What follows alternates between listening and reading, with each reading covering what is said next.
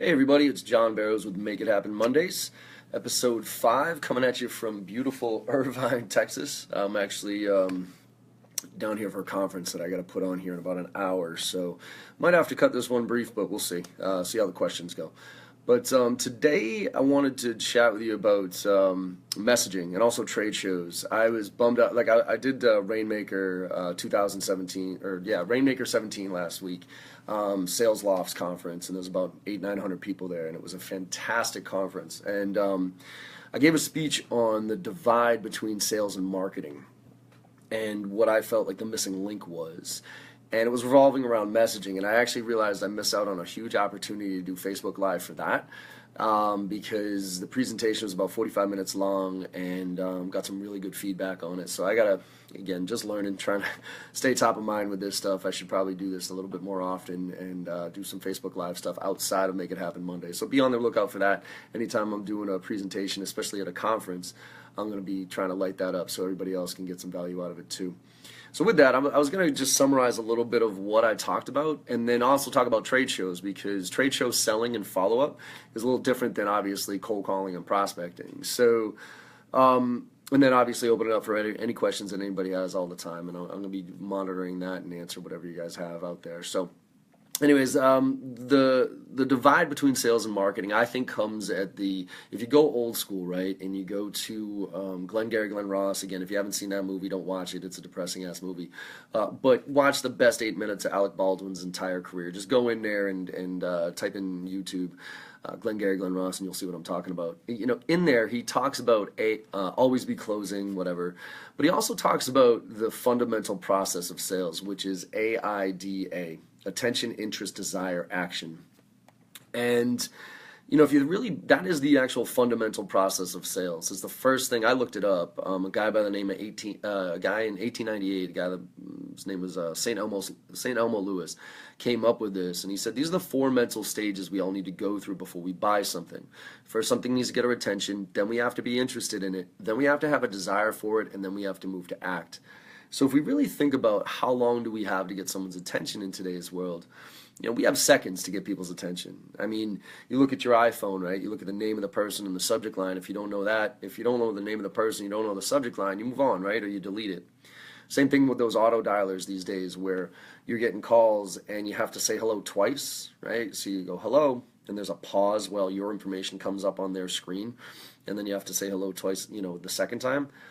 Almost 100% of people I know, after they have to say hello that second time, they hang up. So we literally have seconds to get their attention, and that earns us an extra couple of minutes where we can talk a little bit about, you know, maybe ask them a question or two or give them a stronger value proposition. And in that 2 minutes, that's what earns us a meeting, right? Whether it's 15 minutes over the phone or 60 minutes in person, doesn't really matter much. Now, by the way, small nuggets and stuff here. Don't sell meetings when you guys are reaching out to existing or new. I don't care. Because if you think about it, if you're asking for a meeting, how long is that? Usually 30 minutes, if not an hour. And nobody has any good feelings about meetings.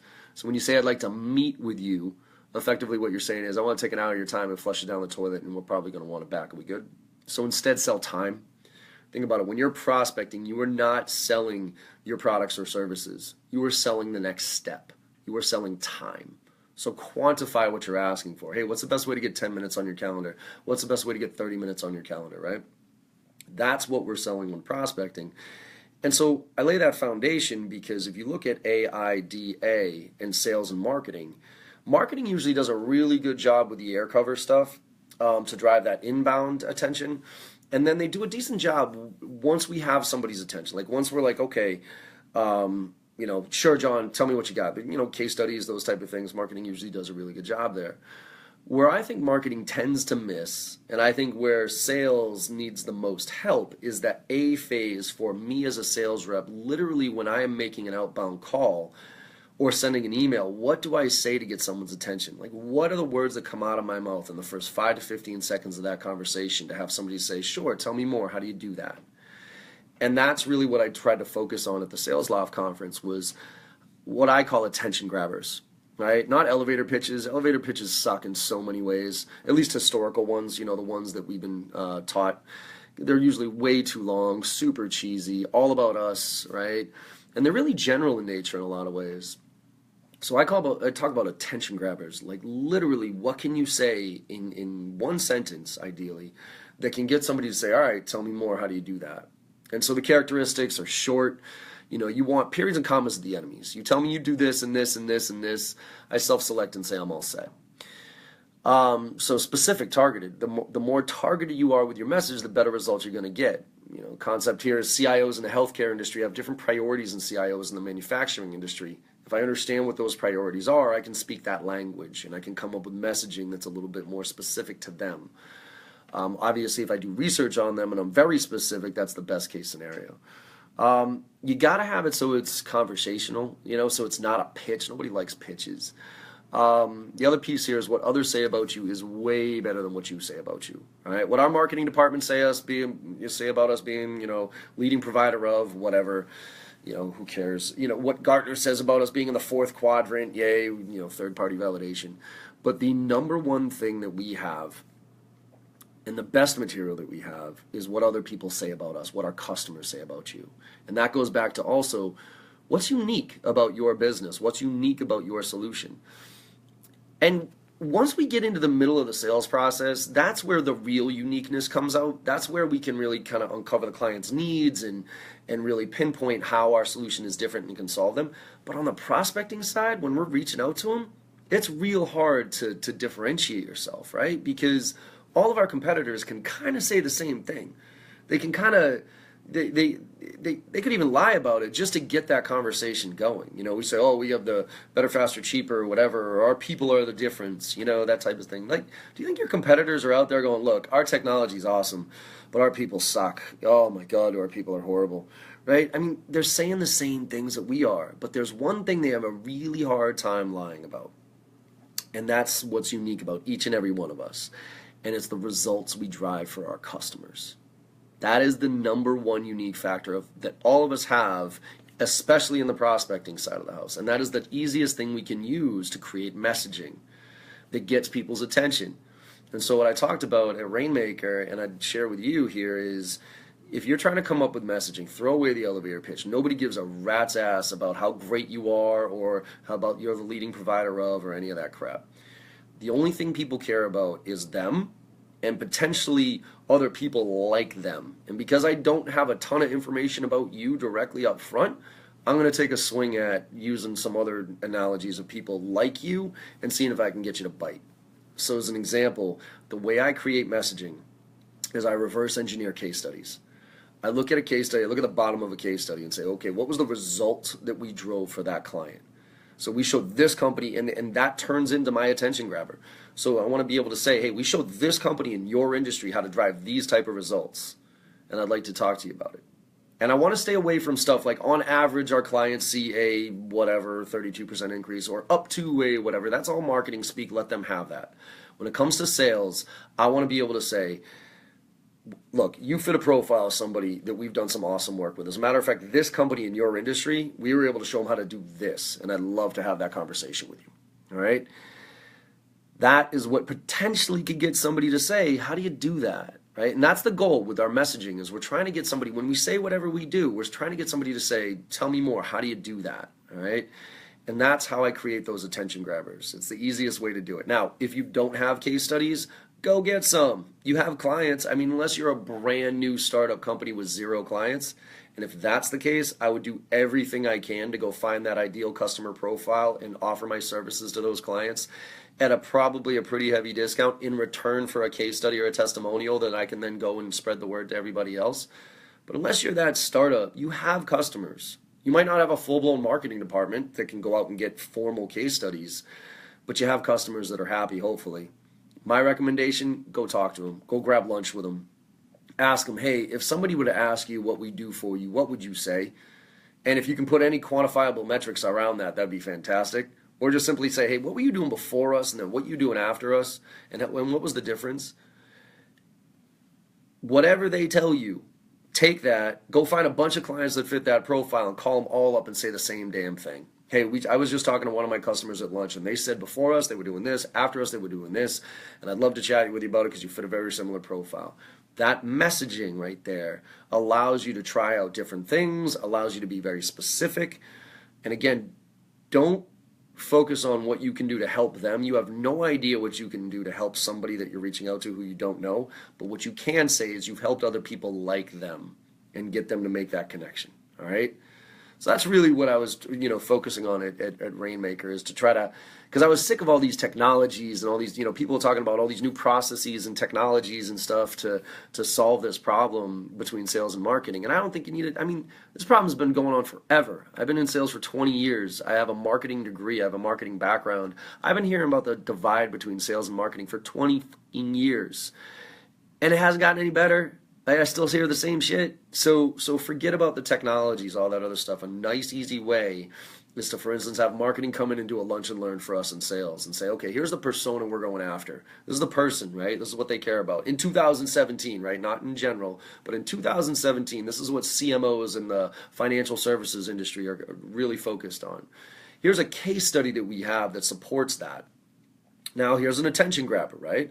Again, the bottom result. Here's 2 or 3 questions that we can ask that person specifically, because so to show we know what we're talking about, right? You don't want to just say, hey, tell me about your priorities. You want to be, hey, we're working with CMOs in the financial services industry, and they're telling us that their top 3 priorities are X, Y, and Z. Are those yours, right? And then we got a story to tell. So marketing does that lunch and learn, helps us in sales learn something, right? And then we come up with that message, and then everybody from 1 o'clock to 2 o'clock crushes the phones, right? And everybody says the same thing. Hey, we show CMOs in the financial services industry how to rinse, repeat, rinse, repeat, rinse, repeat. And then everybody tracks it. And just how many calls, how many referrals, how many meetings. And by doing this all at the same time, first of all, the energy's there. Everybody kind of gets around, going around and learning from each other. And then we can track the results. So we can say there's immediate feedback to marketing about how that messaging worked. Because that's the other missing link, is that the feedback loop from sales to marketing. All right? So that's, one of the things that, a couple of things that I was hitting on with Rainmaker, and hopefully people got some value out of that. The other thing, and this just ties into it, and then we're going to look at questions here, but the other thing is trade shows, right? And how those attention grabbers, I actually think, fit perfectly in trade shows. By the way, if you are not going to networking events or trade shows, I really recommend you do. And it's not necessarily to find business, right? If you can find business at them, that's fantastic. But the goal is to practice, specifically at networking events. Trade shows, you should be able to find some business if you go to the right targeted ones. But networking events, you go to practice. Because over the phone, you're only dealing with, and there's statistics around this, the way that we communicate as human beings is broken down 8, 35, 57. 8% of the way that we communicate is through the words that we use. 35% is the tonality and how we use those words, and the other 57% is body language. So over the phone, you're only dealing with 43% of the way that people communicate, right? In person, you're dealing with 100. So when I tell you, when somebody says, John, what do you do? And you start blabbing away, and I watch your eyes glaze over, right? Or I watch you look right around here instead of here. Or if I watch you drink your beer a little bit faster than you were drinking it before, what do you think's happening to you over the phone? So that's why I love networking events, to go practice. What do you do? And this is where those attention grabbers come in super handy, because you can practice. So like, for instance, Dreamforce, my #1 networking event, it's VPs of sales in the SaaS industry, right? My direct target audience at my #1 client's biggest event. Well, when somebody says, John, what do you do? I don't say we do sales training consulting for Fortune 500 companies that guarantees you the results you're looking for at every stage of the sales process. Like, yeah, who wants to hear that? So again, going back to the characteristics of attention grabbers: short, specific, conversational. You're looking for a what or a tell me more. How do you do that? When a VP of sales at Dreamforce asks me, John, what do you do? Attention grabber mine. I train Salesforce how to sell. What response do you think I get 100% of the time when I tell a VP of sales at Dreamforce, I train Salesforce how to sell? Tell me more. How do you do that? It's interesting. I've trained probably about 5,000 of their sales professionals on prospecting techniques to drive immediate business into the pipeline. It's all about doing a little bit of homework on them. Firing off an email to an executive, getting a referral down. You get about a 15 to 20% response rate doing that, having a good time. Interesting, John. Tell me more. Actually, you know what? Now that I got your attention, I know you're interested. Why don't we take a step back here and talk a little bit about your situation and see if it makes sense for us to take the next steps. It's a mess around here. Dreamforce has so many people, and you probably want to get around to talk to as many people as you can. So why don't we just set something up for next week? You know what? You got your iPhone on you? I know you do. You can call them out right there. Like, again, remember what we're selling. AIDA, attention and interest. At these events, on the phone, anywhere, you're not selling your products or services. You are selling the next step. You are selling time. So that's what I do. I go, AI close on 15 minutes. AI close on 15 minutes. And I make it awkward on you too. It's like, hey, I see that, you got your iPhone on you. Why don't we just pick a time next week? And I'm like, I see it in your pocket, right? Because if you weren't interested, then why did you say you were? If you were, you're going to take out and we're going to book some time. So my calendar after an event like last week is littered with 15-minute qualification calls. And I almost send none of those, hey, it was great meeting you at Rainmaker. I'd love to follow up with you on those template crap that nobody responds to. So I really try to focus on gaining action in that moment at the event. And so when I strike up those conversations using those attention grabbers, then obviously I try to qualify them as I'm doing it. Sorry, there's something on my screen there. Then obviously I try to qualify them. It's like, hey, what's your role? What kind of industry? And those type of things. And just pick up on anything that I can reference later when I do send that email, because I don't want to send the template email. I want to show that I paid attention. So what I usually do is I grab say this is a business card. I always have my pen with me when I'm at these events. And after you and I have a conversation, hopefully we lock something up. What I'm going to do is I'm going to take your business card, flip it over, and on the back just write a couple of key points that we had a conversation about. If you're really good, if I liked you, I'm going to fold up your business card on the corner there, so that when I sift through the 10, 20, 30, 40 business cards I have at the end of the week, I'm going to find the ones that have the fold in the corner, and those are the ones I'm going to follow up specifically with immediately. And take it from there. But again, hopefully I've got them scheduled on a call. If not, I do that. All right. So going back to trade shows, practice different attention grabbers. Practice getting people to say what or tell me more, and time your conversations. Make sure that even if you find an awesome account, like an awesome prospect, don't let that conversation go for 10, 20, 30 minutes. Again, you can't sell in that moment. You can sell time. You can't sell your solutions, right? So don't try to close them on anything other than the next step. All right. So that's it from last week. Let's see what people have some questions on. So I got, hey Bobby, what's up, man? So sup, John? My sales process as an AE starts with the bottom of the chain and ideally works its way up to the CXOs. The struggle is getting that to that point. What ways do you suggest messaging to them through the champion? Sending CXOs specific case studies and trusting the champ to send the meeting up for you? Go over the champ's head. Yeah, Bobby, this is one of the hard. I think this is one of the hardest things to do in sales, which is go over somebody's head without pissing them off. That's why I've always liked the top-down approach, right? Because the bottom-up approach is pretty brutal, especially as it relates to getting to that point. Because a lot of times we kind of go through and we might be dealing with somebody down here that makes all the sense in the world, but then as we bubble this up top to look for budget, we get smacked. So that's personally why my initial approach is always to start at the top, not because I sell there, but because it's easier to go back up when I need to. So for instance, I go after a CXO and I don't sell them. I just say something cool enough to get their attention and say, yeah, by the way, who can I talk to about this? And then get pushed down. And then if I need to, I can go back up, right? Because if you take a look at, if you go on my blog and type in favorite nugget, Jay Barrows, you'll see that summary email is one of my favorite things, because get referral from here to here, have this conversation, summarize this conversation, fire up back up there just as a pure courtesy. I don't even have to try. I don't even have to ask this person, right? This is hey, this person gave me the referral. I'm just going to keep them updated on our conversation. And then if this person goes dark on you, you have that open avenue to go back. So that's my preferred way of doing it. Now, if, Bobby, you're starting at the bottom and you're building your way up, couple of things to look for here. One is look for the type of person that you're engaging with at the bottom. And I always do my profile of like, hey, who is this person? I take a look at their LinkedIn profile, that type of stuff. And what I'm looking for there is are they on their way up?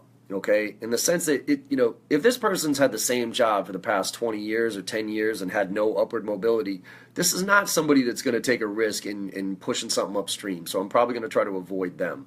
But if every year you can tell they've been moving up, adding a certification, getting a new job, something like that, at least showing progression, those are the people it's like, all right, let me work here. Now, the lower I get on the totem pole, the more personal I get with my approach. So for instance, I'll ask people stuff like, hey, how do I make you look good? right?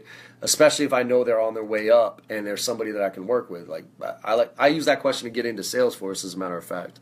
Doug Landis, my boy, he used to work over at Salesforce, then was at Box, and now is running Emergence Capital. But he was up on stage at Dreamforce too. That's how I got to him. We sent an email to the Frank and George, who are the CMO and VP of Sales, and it got all the way down to Doug to do the evaluation. And I knew Doug wasn't gonna, I knew Doug couldn't say yes in the sense that he wasn't the decision maker, but he could absolutely say no. So when I got to him and I looked at his profile, he was at Google, he was at Oracle, he was at Salesforce, and every single role he had moved up. And so when I got to him, I said, hey, how do I make you look good? And it shifted the dynamic from a vendor relationship to he saw me as somebody that could help him. We could help each other, right?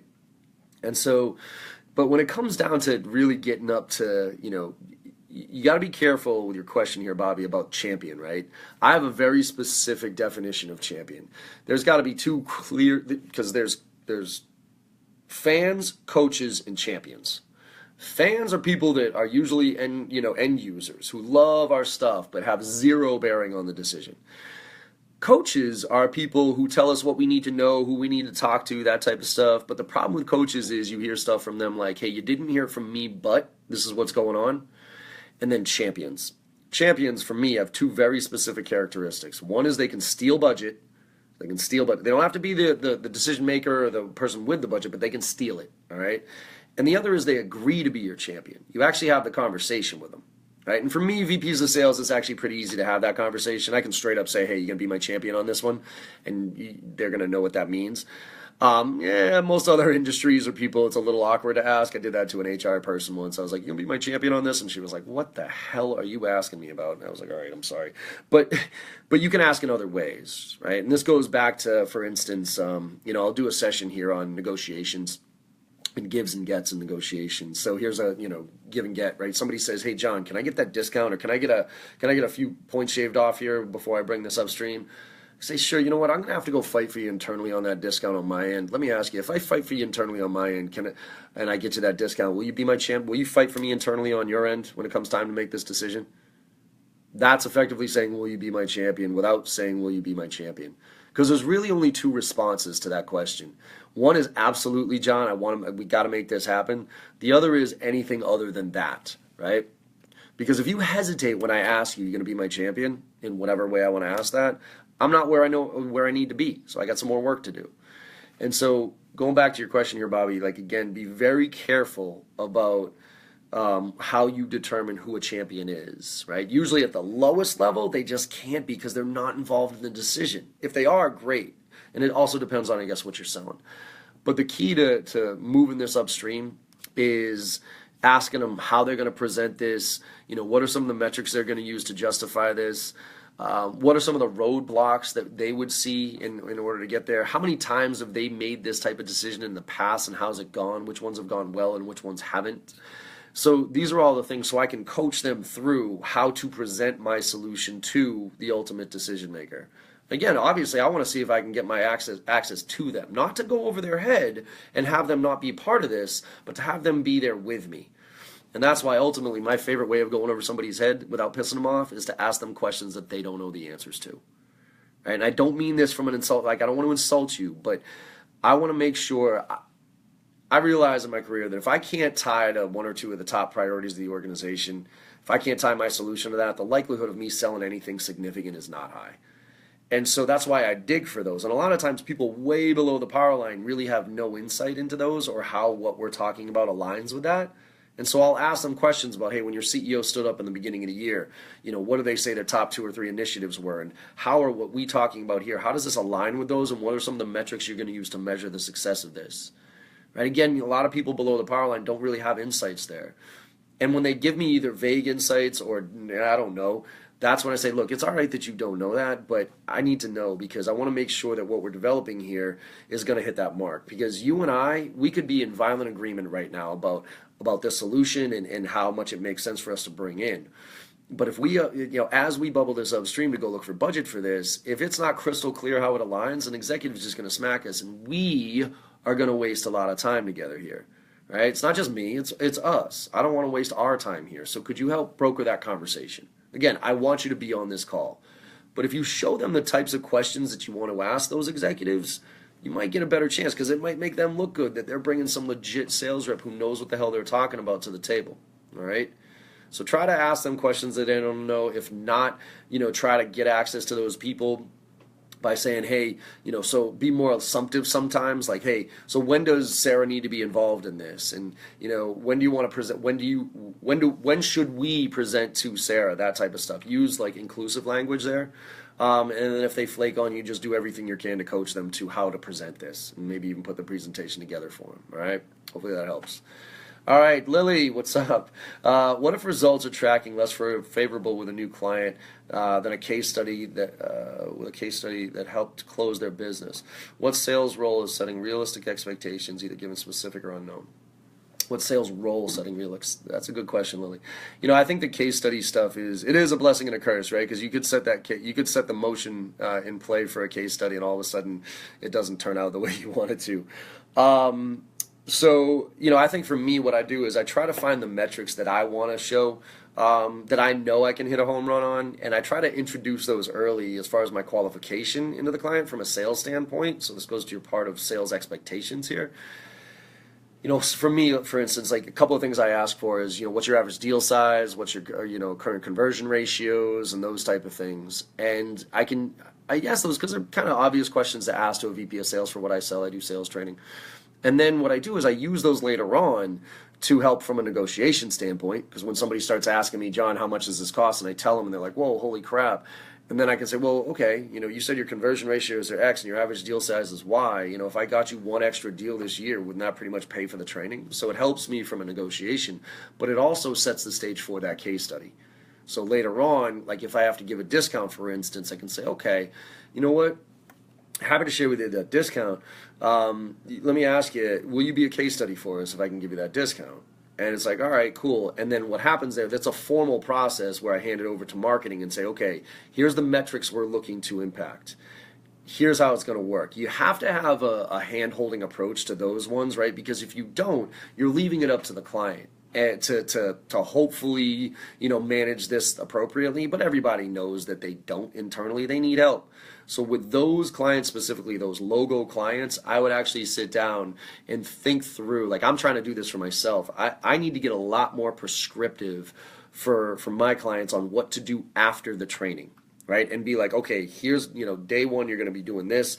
Day 2 weeks in, this is going to happen. This is what's going to happen. And here's how you're going to integrate it. And here's how you're going to track it. Because without that prescriptive approach to how you leverage your services, it's going to be hard to have them come back with anything substantial. And there's a strong likelihood that they're not going to do it the right way, and it's actually they're not going to get the highest value out of your solution. So this is why you see so many customer success teams coming out these days. This is why you see, such a focus on that and onboarding and implementation, because without the right onboarding and implementation, you're kind of leaving it up to them and hoping for the best. And hope's not a strategy, right? So again, go back and, understand the qualification criteria early, leverage that to negotiate towards the end, and then use that as a baseline for the metrics moving forward for that case study. But, make sure you walk them through it. Make sure you handhold them through it. And I would integrate my sales, marketing, and customer success teams to make sure that goes as well as possible, so that if it's not going as well, you can start to do something about it in the middle of it, as opposed to calling them up 6 months later and say, so how's everything going? And they're like, look, this sucks. We want to cancel the contract. So hopefully that helped. Looks like we're a little bit out of time here. It's about 1 o'clock. I got to go do this conference in front of probably about 400 or 500 people, so it should be fun. But anyways, hope you got some value out of this. If you did, do me a favor, help sharing this out. Tell your friends, Facebook Live. I'm trying to add as much value as I possibly can to my clients and everybody else. Also, you can follow me on Snapchat, John M. as in Michael Barrows. Answer any questions where I'll be flowing throughout the day. Hit me up on email, john@jbarrows.com. And also Twitter, John M. Barrows as well. All right, buddy. Make it a great week. Make it happen.